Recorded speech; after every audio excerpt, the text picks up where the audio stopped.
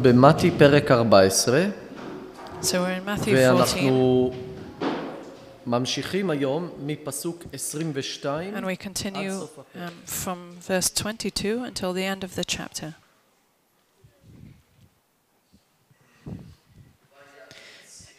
Immediately, Jesus made his disciples get into the boat and go before him to the other side while he sent the multitudes away.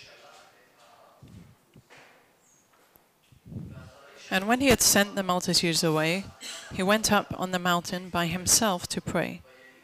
Now when evening came, he was alone there. But the boat was now in the middle of the sea, tossed by the waves, for the wind was contrary. Now in the fourth watch of the night, Jesus went to them, walking on the sea. And when the disciples saw him walking on the sea, they were troubled, saying, "It is a ghost." And they cried out for fear. But immediately Jesus spoke to them, saying, "Be of good cheer, it is I, do not be afraid." And Peter answered him and said, "Lord, if it is you, command me to come to you on the water." So he said, "Come." And when Peter had come down out of the boat, he walked on the water to go to Jesus. But when he saw that the wind was boisterous, he was afraid, and beginning to sink, he cried out, saying, "Lord, save me." And immediately Jesus stretched out his hand and caught him and said to him, "O you of little faith, why did you doubt?" And when they got into the boat, the wind ceased.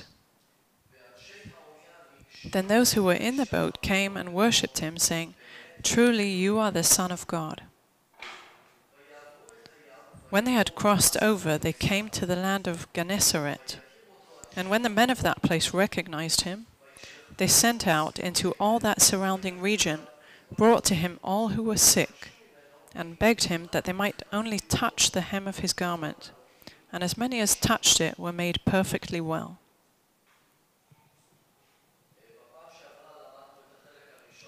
Last time we learnt the first part of chapter 14. And we learnt about how John the Baptist was killed, and the one who was responsible for that death is Herod Antipas. And afterwards we learnt about the miracle of the bread and the fish, how Jesus fed 5,000 men apart from the women and children, so it would have been much more than 5,000. And what we can learn from that miracle.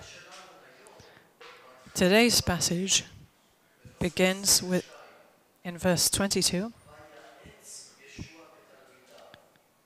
Jesus made his disciples get into the boat. He pushed them, he hurried them, he strongly told them to go away into the boat and to cross over. He didn't only tell them, he forced them, he hurried them. And the question is, why did he hurry to press them to go away? That's the question. And we know the answer from a different gospel, from the Gospel of John. And there's a verse that we can read from the Gospel of John, John chapter 6.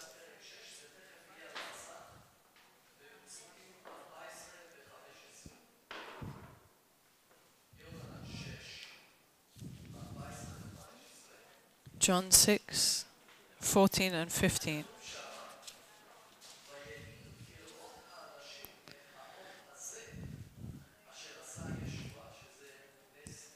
It's written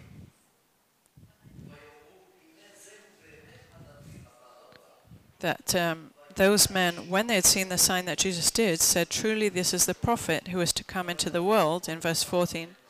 Therefore when Jesus perceived that they were about to come and take him by force to make him king, he departed again to the mountain by himself alone. So John was written after Matthew, It's thought that Matthew was the first, some think Mark, but John was written long after Matthew. And John says they wanted to catch Jesus and make him king.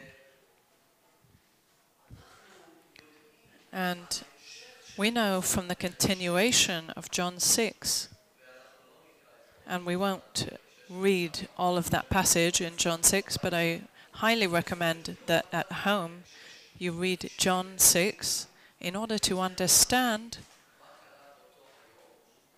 what happened on that same day and on the next day when Jesus fed the 5,000. We understand that they wanted to make him king.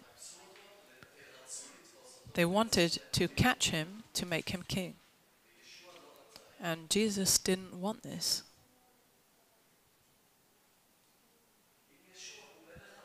If Jesus is the King of Kings, and now they want to crown him, why would he object? He knew their hearts.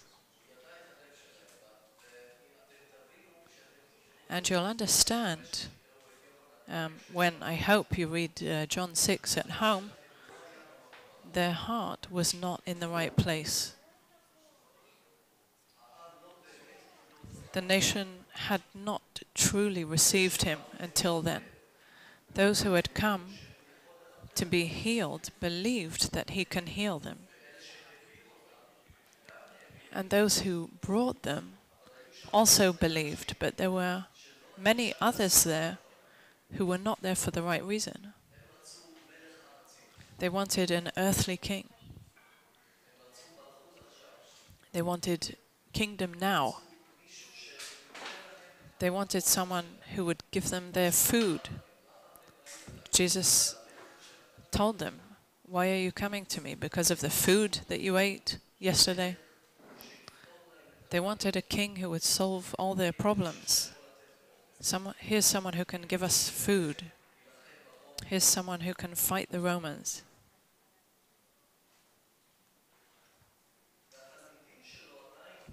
And his disciples still didn't have the whole picture, and they were also looking for an earthly king. You remember that the mother of the sons of Zebedee asked Jesus, "Maybe my sons can sit one on your right side and one on your left in the kingdom." They were already planning their positions when he would be king. And before Jesus ascended to heaven, his disciples asked him, "Will you now restore the kingdom?" And Jesus told them, "It's not for you to know the time. He will establish the kingdom, but it wasn't the time."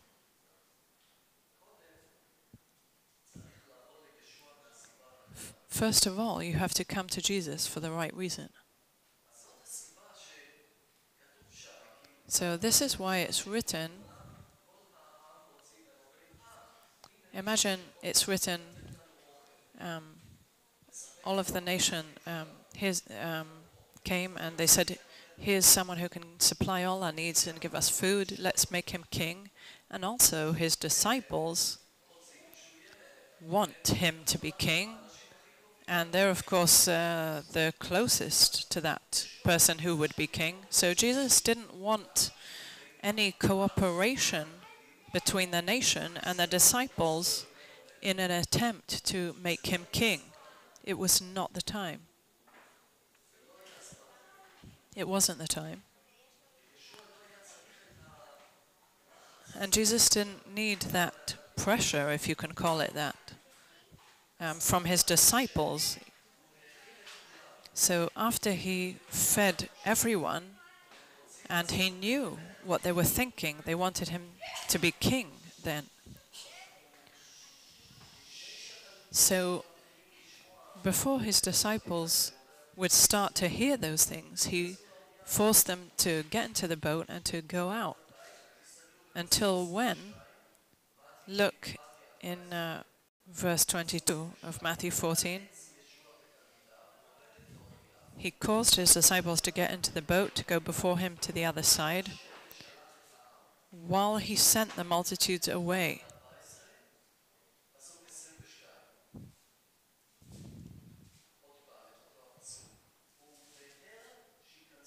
So he quickly caused them to get into the boat while he sent the people away. He would deal with the people, with the nation. He would tell them to go home, we're finished now. And then he would go again himself to the mountain to pray. And what do we learn from this about the Messiah, Jesus? Jesus was not a populist.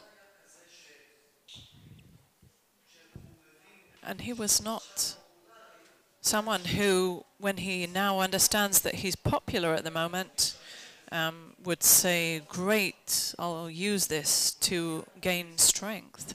He wasn't a populist. People wanted to make him a king, and he destroyed their agenda and he sent them home. He didn't allow it to happen.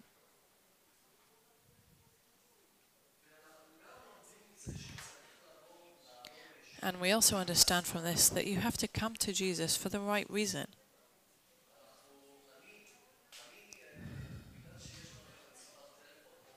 Because we've got the phone number outside on the sign, so every now and then I receive a phone call.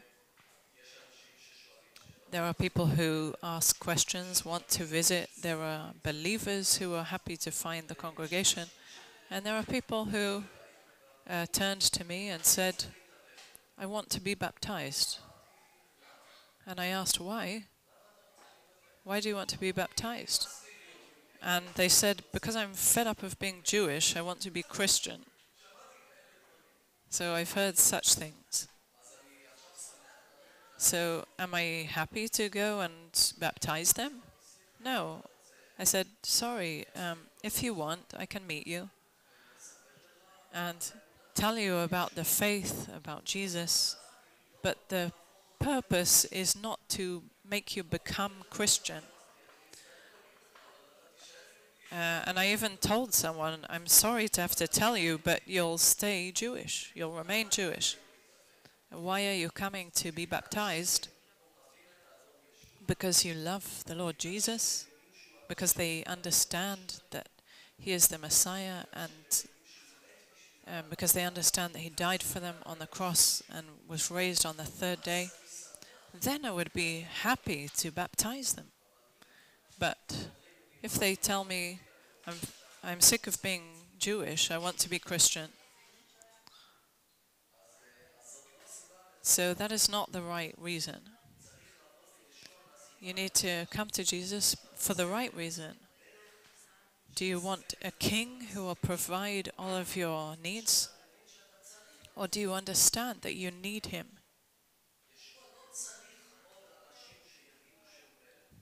Jesus doesn't need more people to tell him that he's a king. He knows he's the king. But he needs people who understand that they are sinners and that they need him. This is the reason to come to Jesus. I need you, save me. I know that you died on the cross for my sins. Please forgive me for all of the things that I've done. That is the reason that you should come to Jesus. Of course, you have to come to Jesus for the right reasons. So Jesus, when they saw that they wanted to make him king, he thwarted their plan, sent them all home, and before that sent his disciples away in a boat to the other side of the Sea of Galilee. Now we have a map, and it's a bit difficult to understand where these events happened because commentators are not sure in which Bethsaida it happened.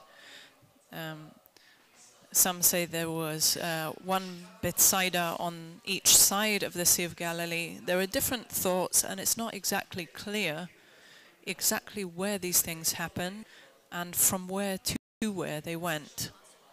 So here we have a map of the Sea of Galilee. And we don't know exactly where these things happened. There's Ginosar and Kfar Nahum. There's one of the Beitzaidas. And he sent them from one side to the other. I still need to research it. It wasn't easy. But they crossed from one side to another, and they entered a storm roughly in the middle there at the top of the map on the Sea of Galilee. And sometimes there are sudden storms in the Sea of Galilee. And that's what happened to them. Jesus, meanwhile, went up into the mountain, and it's not sure which mountain, but he went into the mountain to pray alone. How many hours he was praying? It was a long time, because when he told his disciples to leave, it was in the evening. It may not have been completely dark yet. So that was evening, and then he sent the nation home, and then the storm arose in the Sea of Galilee. And in the meantime, he was praying in the mountain. And see in verse 25, now in the fourth watch of the night, Jesus went to them walking on the sea. In the fourth watch, that's because at that time the night was divided into 4 watches. From 6 to 9 was the first, then from 9 to 12 was the second watch, from 12 to 3 in the morning was the third watch, and the fourth watch was from 3 to 6 in the morning. So they were there for many hours in this storm while Jesus was praying, and he didn't yet come to them. He allowed them to continue in the storm. So at least no earlier than 3 in the morning, he began to come to them. And in verse 25, in the fourth watch of the night, Jesus went to them walking on the sea. He was walking on the sea. Now here we have, it seems, the most famous miracle of Jesus.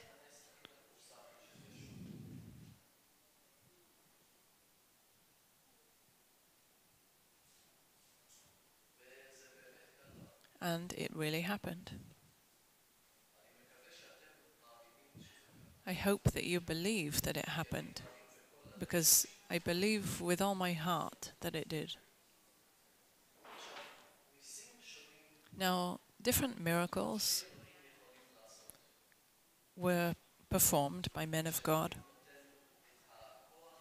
When God gives the strength to a man who walks after him, especially to prophets, apostles, these are men who were used by God, and they performed great miracles at times.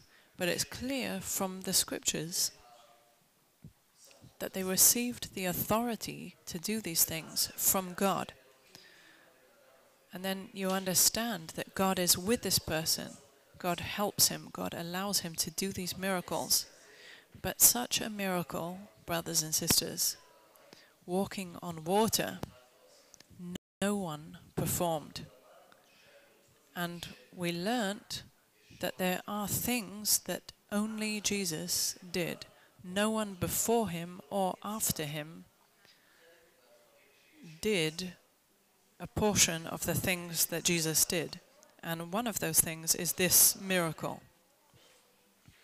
Jesus walked to them in the storm on the water as though it were a road. And this miracle proves that Jesus rules over nature. You cannot do such a thing unless you rule over nature. And to rule over nature, only God can do.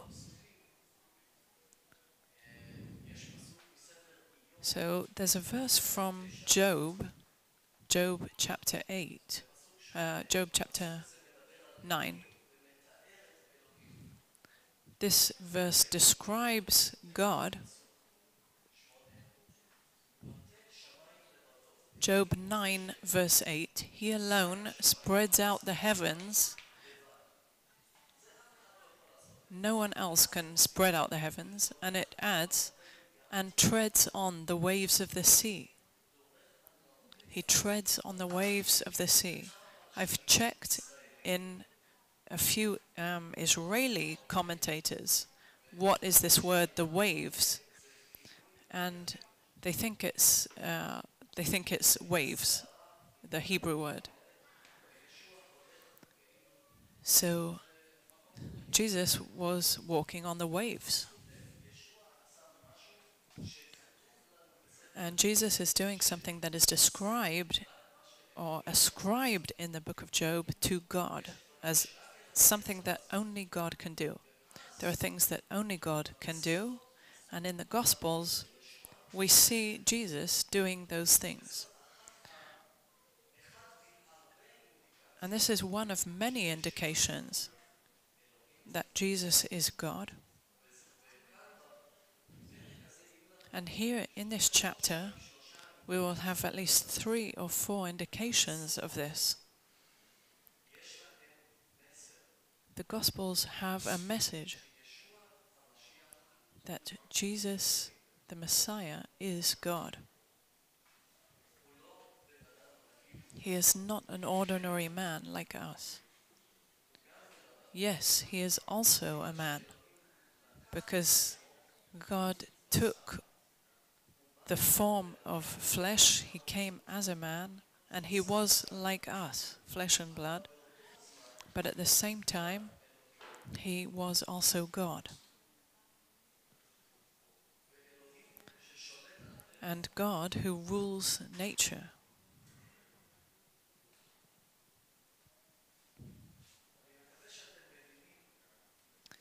I hope that you understand this, that when there are names of God and descriptions of God, and we see them applied to Jesus, we need to understand what it means.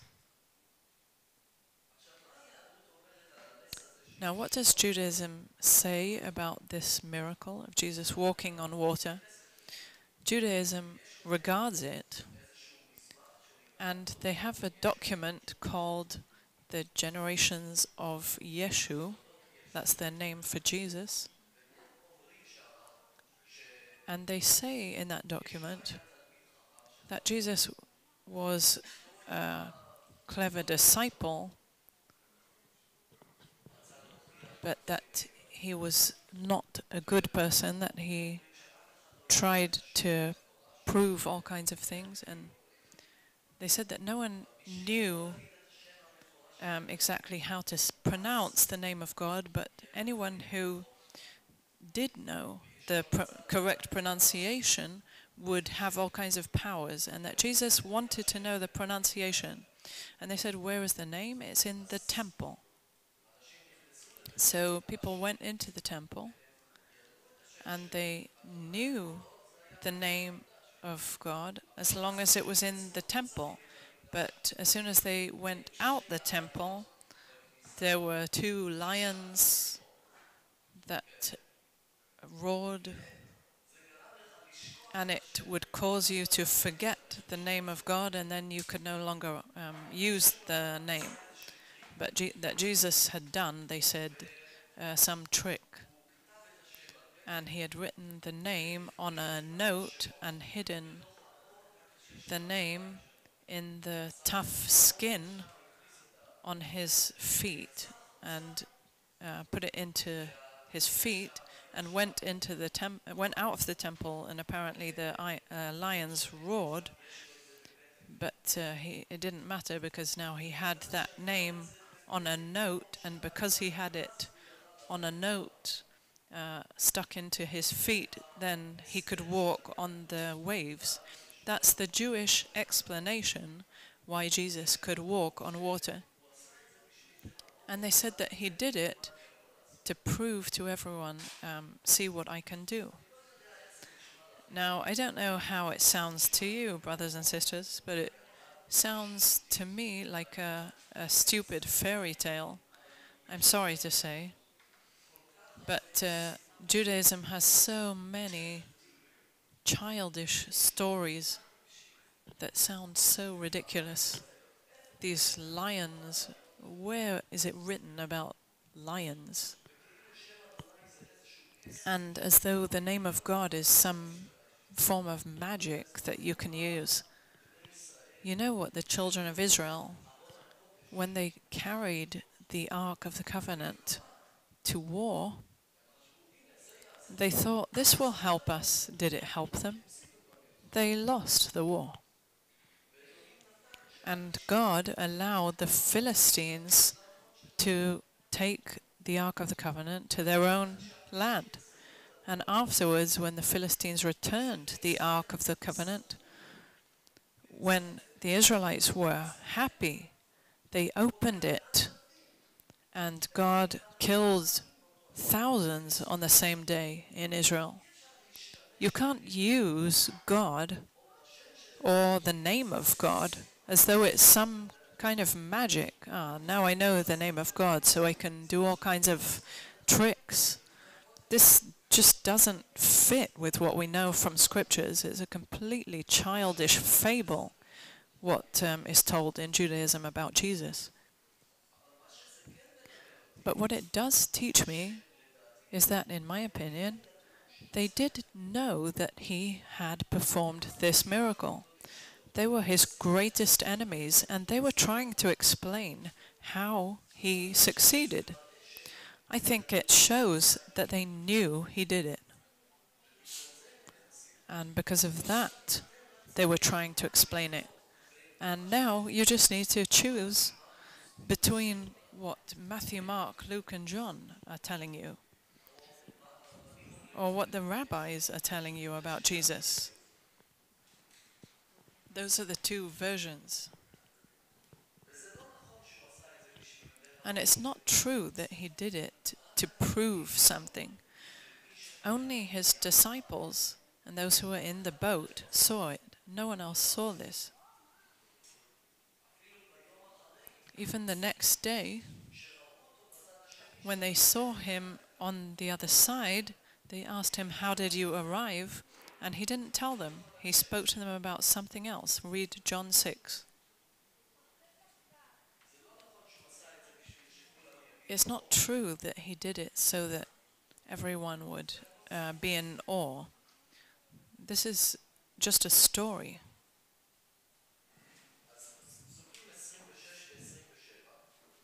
So verses 26, 27.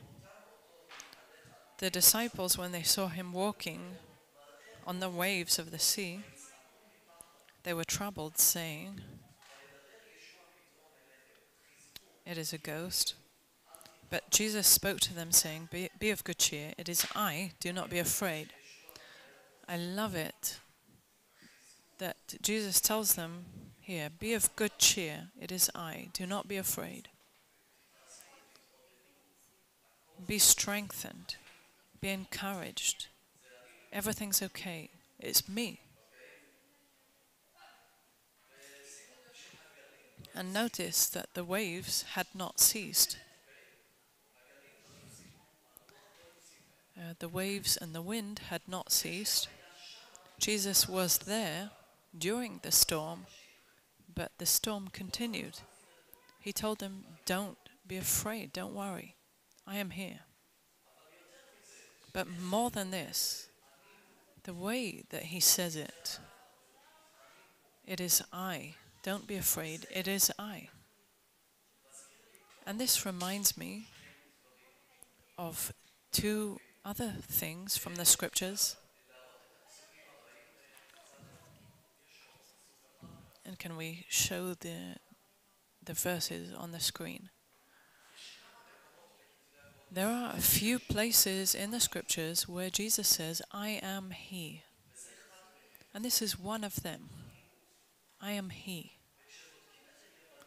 And when you open the Greek, it's ego eimi. I don't know Greek, but there are ways that you can look into it even without knowing. And you check the Greek of the Septuagint, that the Old Testament was translated into Greek before the days of Jesus. And it's the same words that are used in the Old Testament to when God says that He is the only God. Look in Deuteronomy 32, verse 39. Now see that even I am He, and there is no God besides me. I kill and I make alive, I wound and I heal. He says, it is I am He. So from the Greek of the Septuagint that was translated before Jesus, it's the same Greek words, ego eimi, as are here in the Gospel.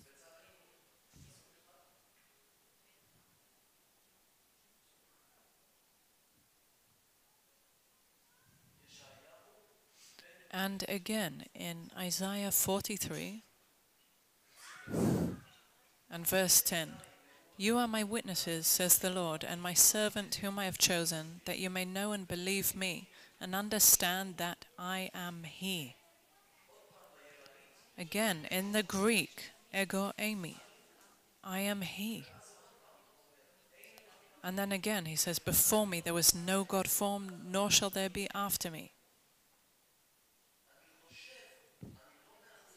I think, I'm not 100% sure, but I think that Jesus is indicating and using these same words to show his disciples, I am He. Don't worry, I am God, and I am in charge, in command of this situation. And we can also remember this. Jesus is in control over every situation, even if the waves have not ceased and the wind has not ceased. Jesus is, I am He. He is God, and He rules.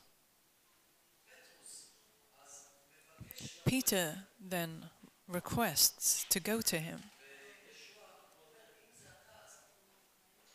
He says, then if it is you, let me come to you. And I love Peter's humility that he asks permission. And Jesus tells him, yes, come. And Peter also walks on the water to Jesus until he begins to be afraid. And then he begins to sink. And this shows that he is not God, right? It's quite clear. Let no one think that because Jesus gave him permission to walk on water, then he is also now God. No. The moment he became afraid, he began to sink and Jesus had to save him from the water. And he said, what small faith you have. Why were you afraid? And in verse 33,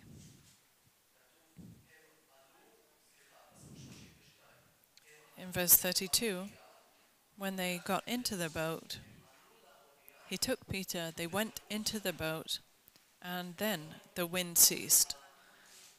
Suddenly, all the storm ceased in an instant. Now, a storm never ceases in an instant, but Jesus stopped this storm. And we've learned about this in the past, but we've got another verse here from Psalm 89.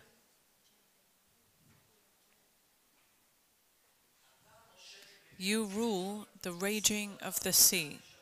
When its waves rise, you still them. This is about God.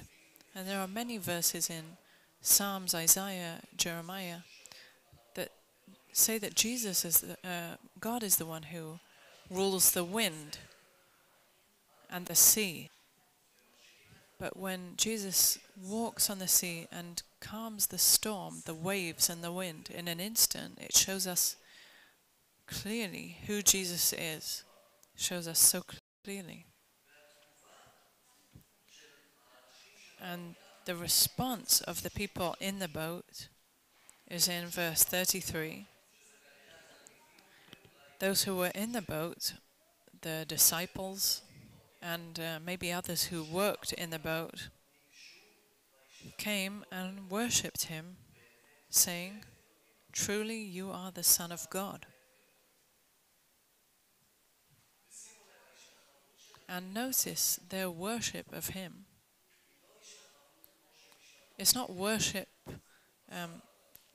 like that was given to a king, because to bow down to a king was okay when it's a kind of civil worship, if you can call it that. Out of honor, you would bow to the king to give him honor, and that's okay. It's okay to bow down to the king. There were people who would bow to say thank you to someone else or to ask forgiveness from someone else. There were reasons to bow before someone else in a civil manner, to do with human relations between people. But this is religious worship. It's a worship as only to God, and they say that truly you are the Son of God. And what does it mean? Truly, we are sons of God because God created us. We are his children. Those who believe in Jesus are sons of God because he adopted them to be his children. They were not his children in nature, but he adopted them to be his children. It's a privilege that he gave us. Sometimes angels are called his children because he created them. And there's another place where God calls the judges sons of God, sons of the Almighty. And there are other places where it describes sons of God, but they are not the Son of God in their nature. But Jesus was the Son of God in his nature. He always was the Son of God. He was never created. He was born from eternity. The Father always was, and the Son always was. The moment that there is the sun, there is a sun ray. You can't have sun rays without the sun, and you can't have the sun without sun rays. When there is one, there is also the other. And that is the way it is with the Father and the Son.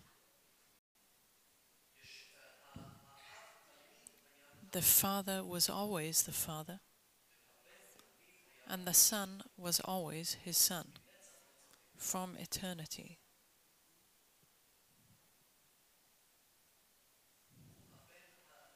He is the only Son of God. And he is worthy of the worship that we give him. He is worthy of worship. And he also receives worship here. Do you remember how God punished Herod when the people said his voice is like the voice of God? And he received that worship, and how God killed him because of that. We see that they bowed down before Peter, and he told them, "Get up immediately." But when they bow down and worship Jesus here, he receives this worship because he deserves it. They understood who he is. So from this whole passage, we understand that Jesus is truly God, and he is God in his nature, the Son of God. He is equal to the Father. He rules nature.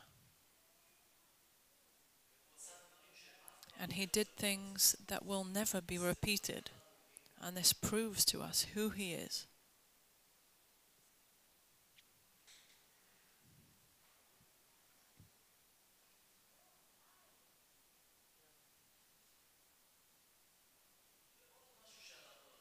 And something else that we learn is that when we do the will of God, it doesn't mean that we won't have problems. The disciples, when they went out into the Sea of Galilee, they were in the will of God. Jesus sent them. But they were in the middle of a storm. The storm didn't cease. Even when Jesus came to them and he was with them. So it can be that you are doing exactly what God told you.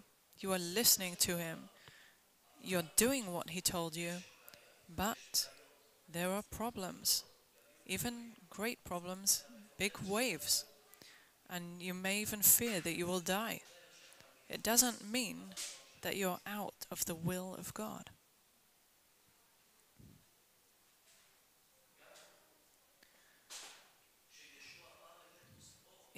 Even when Jesus told Peter, come, Peter came, and there were still waves and wind. The only thing that Peter did that was not right is that he started to be afraid and to doubt. And I'm not judging him for that. I think that it would have happened to any one of us.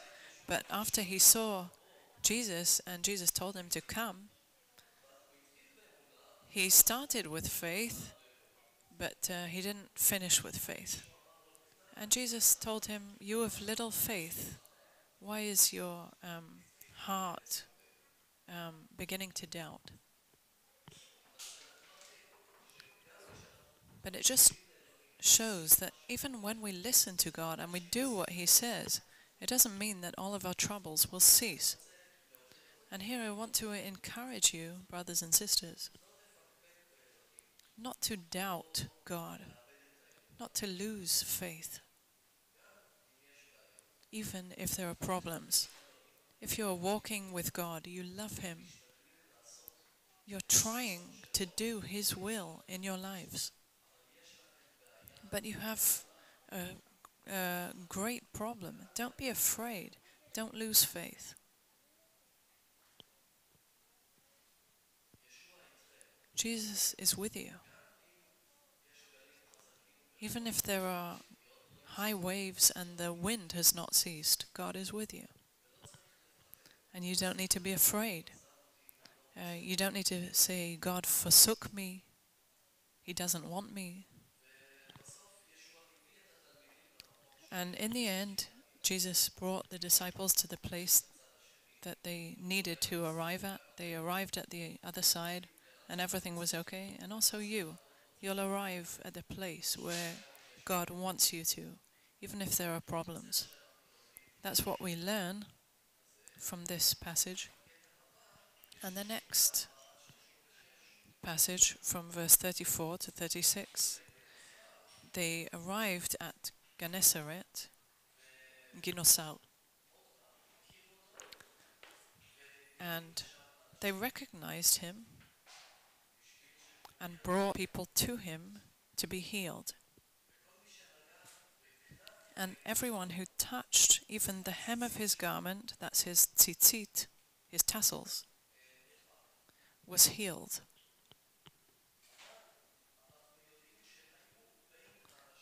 But we know that there were among those who came to him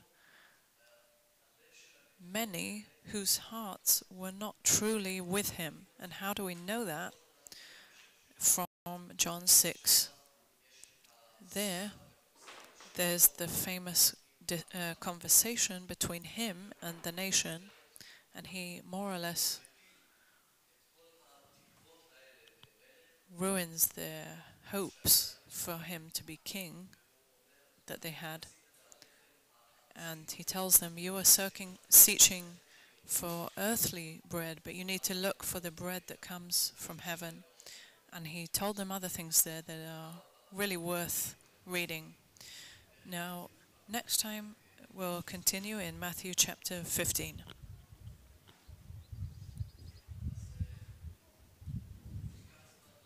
So we'll take some time to pray.